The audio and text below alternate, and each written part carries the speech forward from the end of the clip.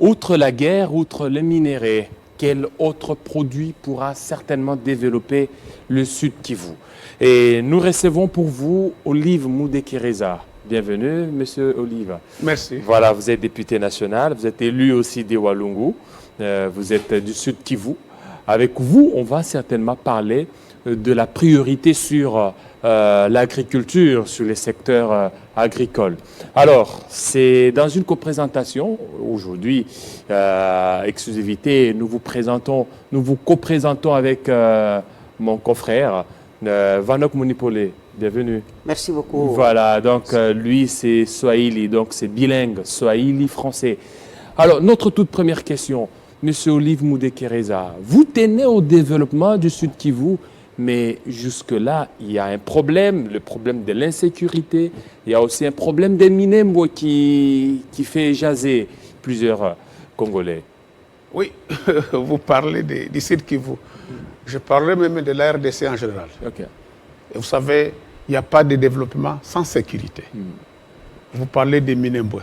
Moi, je crois que la question des Minembwe devrait attirer l'attention particulière du pouvoir public, le gouvernement central, provincial, tant d'autres, et régler cette question calmement.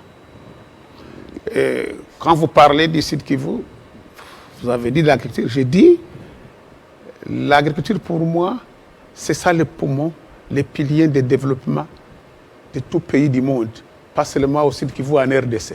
Et je crois que nous avons le potentiel à l'Est, au Sud Kivu, où nous pouvons, avec le Sud ou le Grand Kivu, Sud, Kivu, Nord Kivu, une partie du Maniema, alimenter et fournir toute la RDC. Pourquoi pas même les pays voisins.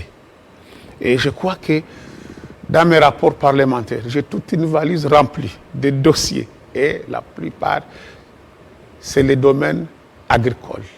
Parce qu'aujourd'hui, même la jeunesse s'implique dans l'agriculture. Je fais 6 mois au Sud Kivu pendant le confinement. Vous savez qu'est-ce que j'ai fait?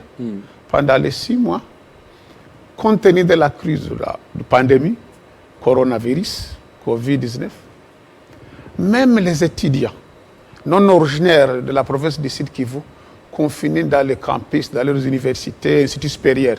Je prends le cas d'Élise Bukavu. Je vis des jeunes hommes du Katanga, du Maniema, de l'Équateur. Nous sommes partis avec eux dans mes propres concessions agricoles. Vous savez, pendant 6 mois, on a produit des légumineuses, les maïs. Pendant 6 mois. Pendant 6 mois. Et vous pouvez poser la question à Bukavu, même à l'intérieur. On a vendu des produits à moins de prix des produits importés des pays voisins, le Rwanda, le Burundi, l'Ouganda, la Tanzanie. Je crois pour moi, l'agriculture, c'est la priorité des priorités. Et dans mes propositions au niveau du gouvernement, j'ai déjà composé une lettre à transmettre auprès du chef de l'État, copie Premier ministre, ministre de l'Agriculture, au Parlement et au Sénat. Il faut qu'avec le budget 2020, que les peu de moyens que le gouvernement peut mobiliser, il faut concentrer beaucoup d'efforts à l'agriculture. Il faut donner des crédits agricoles aux jeunes entrepreneurs. Il y a des talents aujourd'hui et les jeunes s'intéressent de la production. Mais oui, le chef d'État, Félix Tshisekedi, il a dit qu'il y aura des crédits qui devaient octroyer aux jeunes, surtout des crédits agricoles, pour pouvoir se lancer dans ces secteurs. Est-ce que ça sera faisable ou opérationnel compte tenu de la situation actuelle, la République démocratique du Congo, où plusieurs jeunes veulent beaucoup plus se lancer en politique qu'en agriculture? Aujourd'hui, ce n'est plus en politique. Je peux vous dire aussi que nous avons une jeunesse très dynamique qui ont l'intention d'entreprendre. Et je peux vous dire que moi-même, dans le cadre de ma fondation, j'accompagne certains jeunes, même avec, tu sais combien? Avec des petits moyens. Vous lui donnez 10 boîtes de semences de produits maraîchers comme les oignons, les choux, les tomates, les aubergines. 10 boîtes, environ $50. Il crée son entreprise. J'ai donné les 10 boîtes à l'IS de Bukavu, Institut supérieur de développement. Ils ont produit des choux, des lenga-lenga, donc les lenga-lenga comme on dit ici. Ici on parle les amarantes, les amarantes, biteku-teku. Les biteku-teku. Ils ont produit. Et les jours qu'ils ont lancé ces projets, ils m'ont invité. Et les jours de récolte, on a récolté des kilos et des kilos. Et une grande partie, j'ai racheté pour aller donner à la prison centrale. Et j'ai même demandé que les gouvernements peuvent réfléchir. C'est question de volonté politique. Il peut même avec ces universités, donc les études supérieures, comme l'ISDER, donner ne fût-ce que $10,000 à l'Institut et donner à ces jeunes, même pour leur champ expérimental au niveau de l'Institut, ils peuvent produire chaque 3 mois des amarantes, des oignons, des tomates, des carottes, des choux, et les fournir à la prison centrale. Donc à ce moment-là, les prisons auront à manger, les étudiants auront des moyens, et l'université aura à faire des stages pour ces étudiants. Donc c'est possible. Au Congo, il n'y a que des choses. La volonté politique et avoir le courage, prendre des mesures courageuses pour accompagner le secteur. Hiyo mzee, takuuliza ulizo kidogo ni kufuatana na mipango ya maendeleo ambayo unafanya huko zaidi ya mlimo. Namna gani wewe ambao unaninginia zaidi ndani ya mlimo? Kwa nini mlimo, mashamba na kazi ya mashamba haifaidie nchi yetu kwa kuendelea mbele, kwa sababu tuliona manchi mingi ya kigeni inaendelea kwa ajili ya mlimo? Jambo ni shida ni gani wewe ambao unatumikisha sekta hiyo ya mlimo? Mimi najua ile sekta karibu ya kama 12. Binafsi mbele nikuwe depute. Mimi nilikuwa kiongozi wa wafanyabiashara ya province ya Sud Kivu FEC miaka 10. Mie peke binafsi niko na mashamba fasi yote mu territoire ya Kabare, mu territoire ya Walungu, mu territoire ya Uvira na Walungu yenyewe. Na tuna produire. Na kuambia leo sasa hivi niko na kuambia. Nimetoka kule. Tuko tuna produire mandizi. Nilitosha mbegu wapi? Hapa Kinshasa. Mbegu ilitoka Yangabi Kisangani. Nikabeba mgomba moya. Nikaipanda kule mshamba yangu Lubarika ni Luvunge, groupement Imara, Itara, territoire ya Uvira, Sud Kivu. Leo nishakuwa karibu omwe. Banani tuseme ile mandizi karibu 3,000. Niko na gaburia hata population wapande. Ili kwa inatosha ndizi moya mrefu ya 2 metres 70 kilo. Nilitoka pale Uvira, population bafanya biashara ya Kalemi. Kalemi ni mu province ya Tanganyika. Mu Grand Katanga. Bako banakununua ile bitika, banabeba mpaka kule. Tivwa. Shida ya mlimo ni nini? Batupatie kwanza security. Mlimaji anaenda kule kupori, ku interior, hakuna wakumtarakase. Hakuna ile banasemaga mabariere non tarifaire. Kila mtu polisi, serikali, mtu wa leta anafanya barriere. Ile batoshe. Balede security. Batutengenezee mabarabara ya banasemaga ya desert agricole. Ninashukuru sababu niliandika barua mrefu kwa gouvernement ba ministre bote. Ministre wa development rural honorable Mikulu alijibu anasema hii projet inaniinteresse, ufike tuzungumuze tuangalie. Bakifanya mabarabara ya desert agricole. Banafanya mabarabara d'intérêt commun. Banafanya mabarabara ya interconnexion interregional provincial. Manake tunatoka barabara Bukavu, tunapita Uvira, Fizi, Baraka Fizi inafika mu Kindu, ingine inafika mu Kalemi mu Tanganyika. Maana yake chakula itatembea. Udufanyie aeroport. Tuko na aeroport yetu ya Kavumo.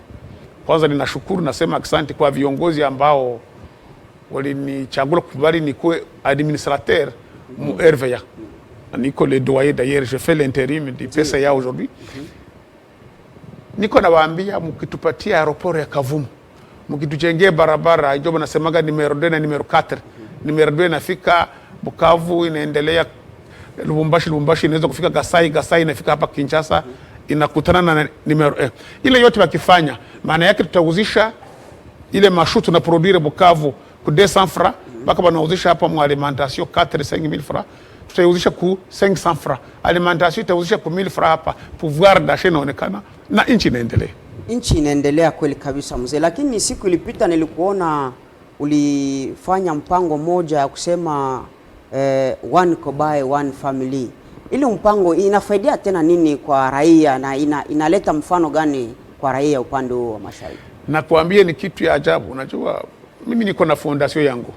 Unajua leo population inafikiri ya kwamba mtu akiwa depute ndio atafanya yote Mkongo. Kongo iko na magumu mingi. Na tunajiuliza tuanzie wapi? Serikali ndio kazi yake kusaidia wananchi kufanya mabarabara, kupana mkopo, lakini leta iko na magumu, na leta ni kitu mwa kabambi sana. Mbele ikumbuke kidogo hapa na hapa inafaa masiku. Mimi nilitembea fasi yote mudunia, China, Amerika, Asia, Afrika, nchi zote. Wakati niko kiongozi wa FEC tulitembea mama mesio zake, na kila fasi nilienda nilikuwa nauliza namna gani nchi inaendelea, wakaniambia mlimo mfugo. Sasa nilienda kwa hata kule kwa Amerika DC ndio wanayua Amerika, kule kulikuwa waendie, ndio maana wakasema ile wanasemaga kosho dende mwana toka pale, ile wanasema kwa Kiingereza kobai.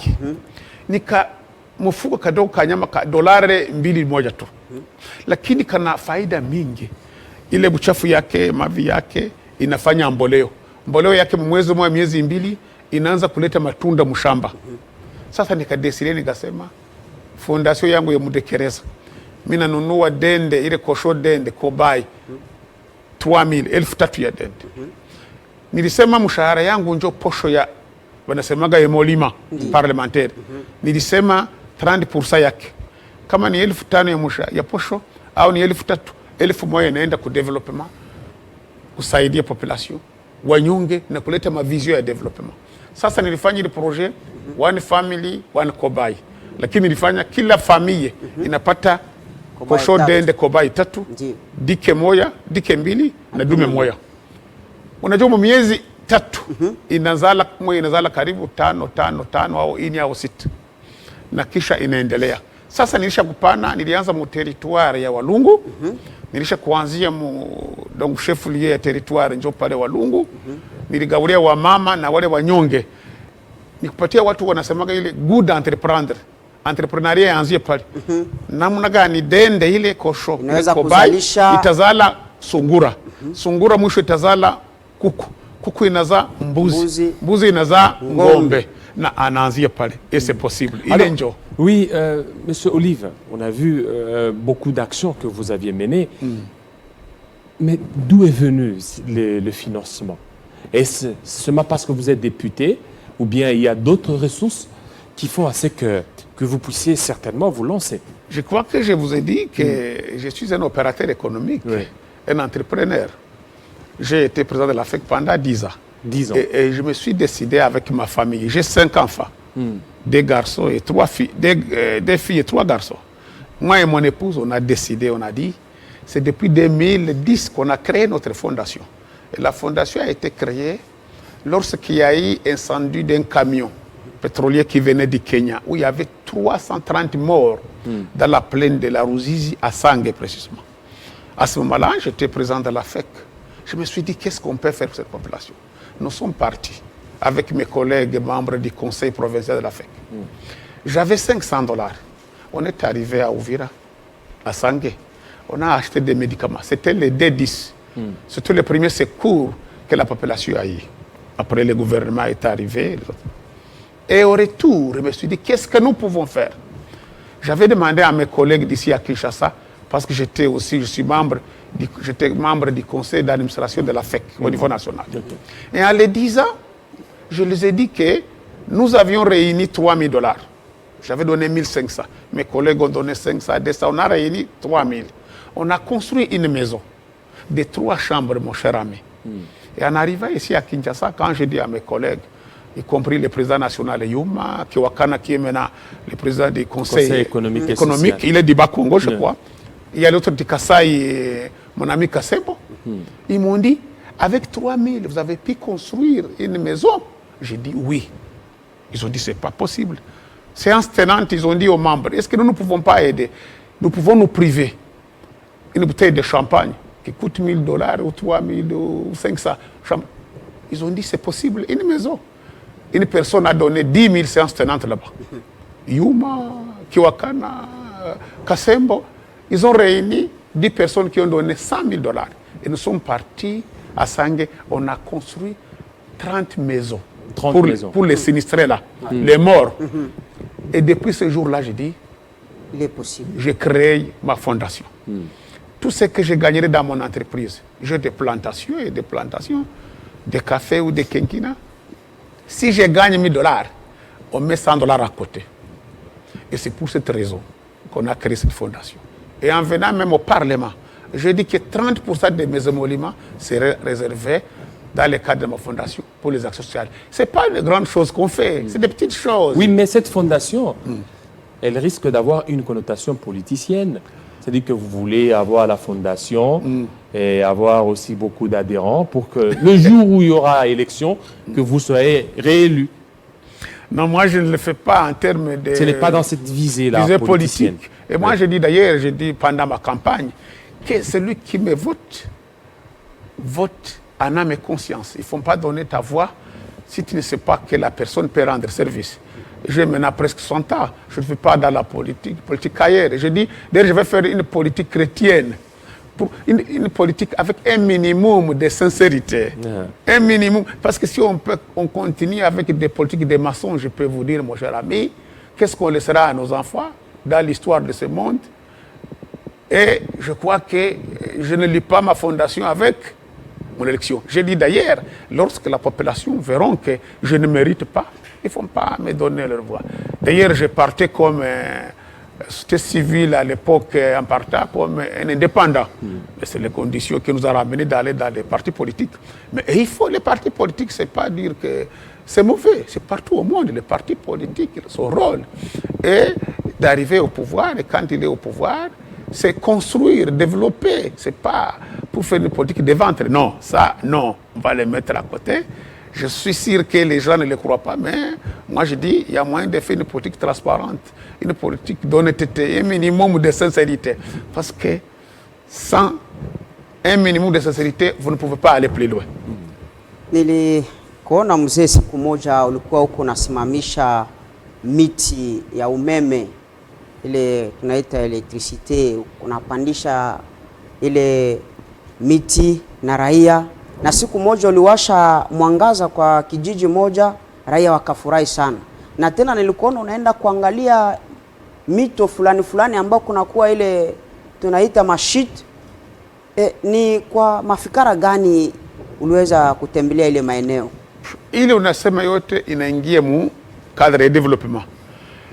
Tuliandikia bakubwa ba ministre bote na chef de l'etat. Unajua ninafurahi kuona tunapata hiyo wanasema coalition, na niko naomba Mungu asaidie coalition ibakie idumu na endelee. Sababu ni mara ya kwanza sisi kuona president wa zamani anatoka anapatia mwenzao wa sasa mkono na wanaungana. Na ninafurahi wakati president Tshisekedi alifika mara ya kwanza Goma, alikutana na operateur economique, alisema anataka kwa muda wa manda yake acréer ba millionnaire, ba milliardaire congolais. Nikasema c'est possible. Il faut kuanzia quelque part. Moi j'ai proposé au gouvernement, kama unataka hii nchi iendelee, muangalie mkila village muko mamitoni ya kila namna. Unaweza kucreate bule bunasema kwa micro centrale électrique. Tuko na ba jeune entrepreneur, ba jeune ingénieur électricien, bako bana produire kule kwetu leo mamoto 1 kWh à $1000. À $2000, 2500. Kama unafanya ka microcentrale ka 50 kWh au 100 kWh, 200,000, 250,000, unaalimenter village yote, banapata moto, banatransformer ma produits agricoles yabo. C'est possible. Niliambia gouvernement ufanye mu kila village. J'ai proposé 10 projets. Ulisema kwa television yenu hapa. Mupatie mu kila village groupement 250,000, bafanye ka microcentrale. Upane 100,000 bafungule burute bwa dessert agricole. Upane 100,000 bafanye kiwanja ya kabumbu, juu nao ni 3e 4e industry. Uliona bude matala budogo niko na wakisha. Niliona ile machine, niliona fasi yote. Nikanunua ile. Tala moja ni ngapi? Ni $100 à $200. Kila mwezi mimi nanunuaga matala karibu 10. Tunaenda mu village, tunatia ile banasemaga kansoko. Fasi wa mama wanauzisha busiku. Anatoka mshamba, alisha kulima, anachoka, anafanya chakula ya watoto, anapenda auzisha ile lenga yake, ile tomati yake, ile karoti yake. Lakini kama anaanza saa 10, saa 12 anakimbia anaenda. Giza inauma sana. Sasa nilisha kuanza mu territoire ya Walungu. Yote territoire, kila groupement, kila fasi kuko kansoko. Niliweka tala 2 au 1. nafasi ya nisiaweka nitaweka. Niliendelea muvile ya Bukavu, niko naweka muvile fasi moja Makwe na Marekwe, nilisha kuanza na nitaendelea. Niliweka Kalehe kidogo, nilitia Kabare kidogo, nilitia Uvira kidogo, nitaendelea na ile sababu inaleta development. Kila mwezi mshahara yangu, posho yangu ya kidepite nauza tala 5,000 dollars, minaenda na installe na inasaidia population, inasaidia ekonomi, inapuse, inapatia mguu ile tamaa ya kufanya kazi yake ya mikono, kupata resource ya kusomesha watoto na kuishi. Irubu matala bule ni projet kabambi nayo. Iko sawa ile unasema one family one cobai. Ile nao minaweka one market one lamp. One lamp. Ile wanasema lampe d'or. Kitu kidogo inawaka.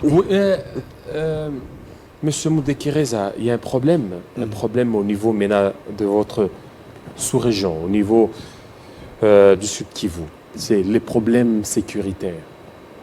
Il y a un sérieux problème où il y a des groupes rebelles qui sont en train d'écumer l'Est.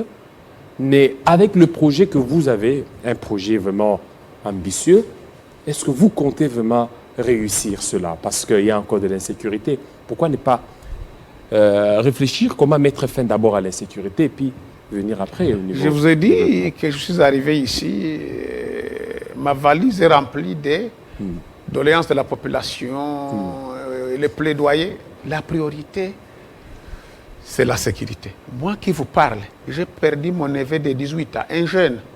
Les vols armés, les bandits, pas seulement les bandes armées, il y a maintenant nos enfants, nos fils qui se transforment en bandits. C'est devenu des entreprises criminelles. Ils ont tiré sur lui, il sortait de la maison à 19h et il est mort. Moi j'habite à 25 km de Bukavu. Le territoire de Walungu, c'est vers Mugogo, vers Bideka, si vous connaissez bien les milliers. Si notre route, vous ne pouvez pas y circuler après 18h. Nous avons fait les plaidoyers partout.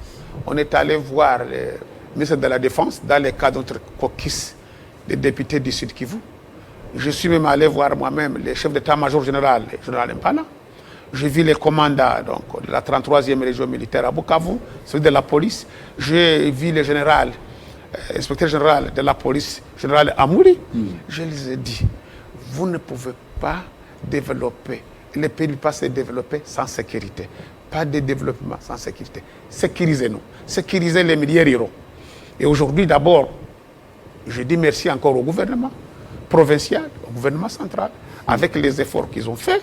Il y a quand même les efforts. Il y a un mois déjà, on les a demandé de créer ce qu'on dit en anglais checkpoint. Au lieu de faire des barrières, parce que les barrières partout au monde n'existent plus. C'est toutes les barrières à l'intérieur. C'est ce que nous disons dans les termes économiques. Il faut supprimer les barrières tarifaires et non tarifaires. Maintenant, ils ont accepté. Ils ont mis au long de la route de Bukavu jusqu'à Walungu des policiers, des militaires. Donc il y a des postes, des rondes. Donc ça dit c'est comme vous êtes ici à Gombe, Gare Centrale, jusqu'à par exemple Sosimate, jusqu'à Kitambo, il y a quand même les militaires qui se croisent et on les voit, ça fait peur aux bandits. Et je crois aujourd'hui, il y a un mois, c'est du calme. Et s'il continue comme ça, ça va marcher. Et j'avais proposé au gouvernement que dans chaque groupement, que dans chaque territoire, que dans chaque province, qu'il y ait des postes rapprochés de la police. Qu'est-ce que c'est la police rapprochée? Que dans chaque groupement, qu'on construise un bâtiment. Et j'ai mis les coûts. Je suis un entrepreneur. Tout ce que je propose au gouvernement, et je donne les pistes de solutions. Les coûts. Avec 50 000 $, vous pouvez construire un bâtiment qui doit héberger le chef de groupement et une partie, le poste rapproché de la police. Et vous pouvez même, si vous voulez, une partie pour la société civile, parce qu'il y a maintenant, dans les villages, il y a une sorte de volonté. La population veut se prendre en charge. Ils ont créé le système qu'on dit CLD, Comité local de développement. C'est pour ça que vous voyez intervenir les députés. Quand les gens réparent les petits pots de 100 $, nous les députés, nous devons être exemplaires. Nous devons être les modèles, les premiers à venir les appuyer. Et moi, je l'ai fait presque partout. J'ai construit moi-même environ 67 petits pots. Alors, le rôle maintenant de la MONUSCO est là. Jusque-là, ça continue toujours à crépiter, les balles. Vous avez vécu et vous continuez toujours à vivre là, tout près de votre base. Qu'est-ce que la MONUSCO est en train de faire? La MONUSCO, je crois qu'on devrait peut-être changer son mandat, ou ils l'a fait. Je crois que le chef d'État l'a demandé. Il faut que vraiment la MONUSCO se transforme en réel combattant pour accompagner. Mais le rôle de la sécurité revient au pouvoir public, le gouvernement. Parce que aussi, on ne peut pas amener dans chaque famille, dans chaque maison, un militaire derrière, donc, même si la MONUSCO. Donc, mais je crois que la MONUSCO, y compris le gouvernement en collaboration, devrait tout faire pour éradiquer l'insécurité à l'Est. Parce que s'il y a l'insécurité à l'Est, la RDC ne se développera pas. Le Sud Kivu, par le Grand Kivu, moi je dirais, c'est la locomotive, c'est le pilier du développement pour la RDC en général. Dans tous les domaines, nous avons toutes les ressources naturelles comme humaines. Nous avons tout. Sol riche et sous-sol riche. Qu'est-ce que vous voulez encore? Tourisme. Moi, je suis le vice-président de la sous-commission tourisme. J'ai regardé dans les archives, j'ai vu qu'au Sud Kivu, en 1939, c'est à Bukavu et c'était tenu le premier congrès africain sur le tourisme. Donc on ne parlait pas du Kenya, ni de l'Ouganda, ni de la Tanzanie, pas même le Rwanda, ni le Burundi, ni le Maroc, ni le Cameroun, ni l'Angola, ni l'Égypte pour le tourisme. C'était la RDC. Et on disait à l'époque, Bukavu, la Suisse d'Afrique. Mais aujourd'hui, quel touriste qui viendra? Aujourd'hui, il n'y a pas des infrastructures de base.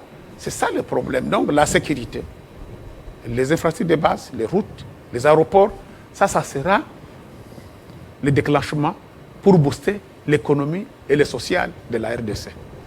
Ndio mzee, turudile tena kidogo kwa sababu tukiangalia maisha ya raia leo majimbo sawa vile ya mashariki na ile vijiji, kufatana na ile hali ya ukosefu wa usalama, pia inaleta udhaifu sana kwa raia kwa kuweza kufanya kazi ya ngumu na kutoa bidhaa kwa kuweza kuendelesha maisha yao.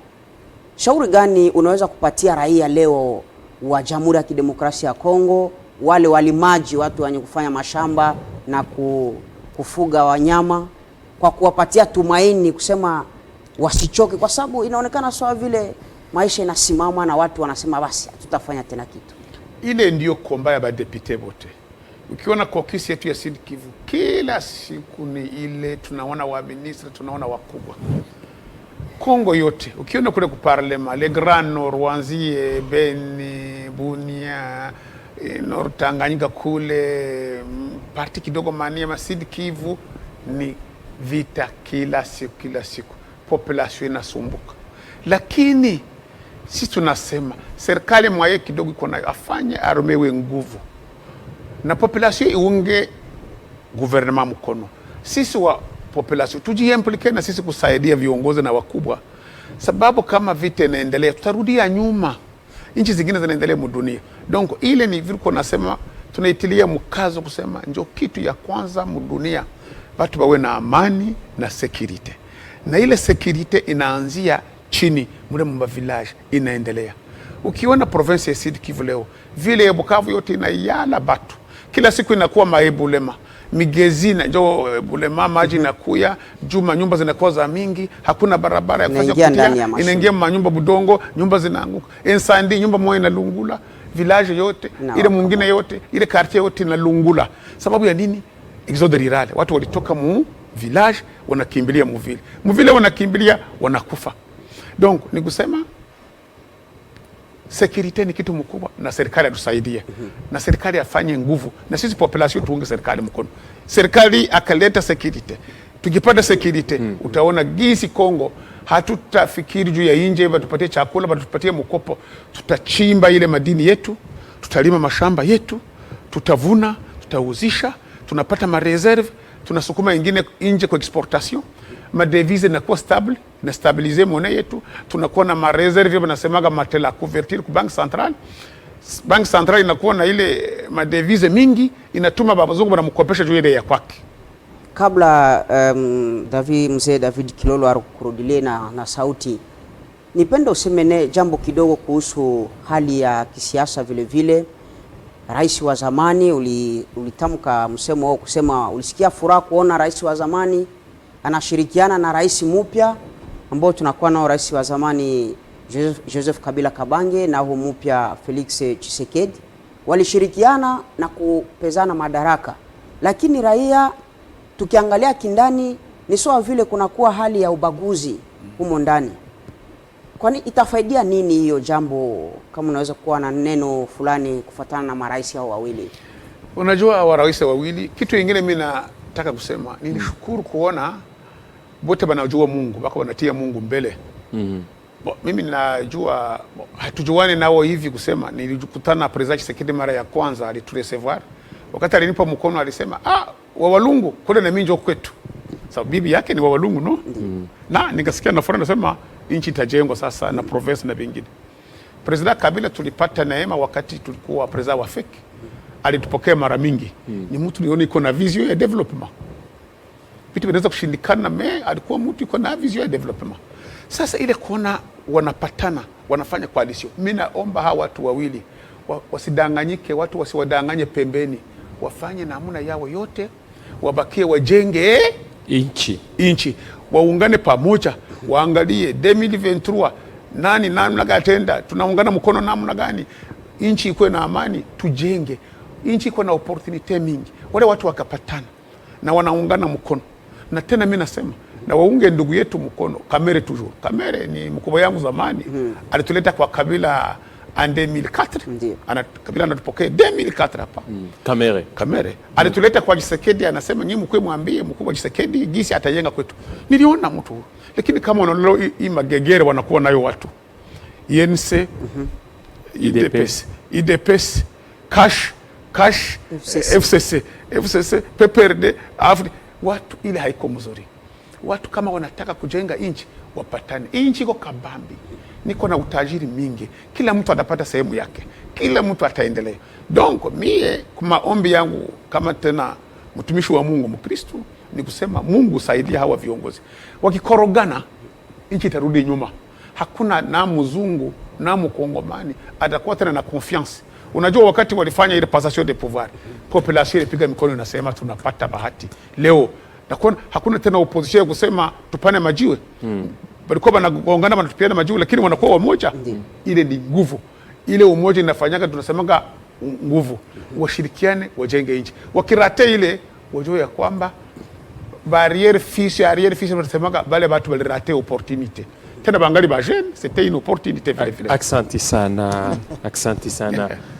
Olive Moudekereza, merci beaucoup à tous nos téléspectateurs. Ça n'est fini pour ce magazine d'actualité. Restez branchés sur nos antennes de Télé 50. À très bientôt. Merci. Merci. Asante. Asante.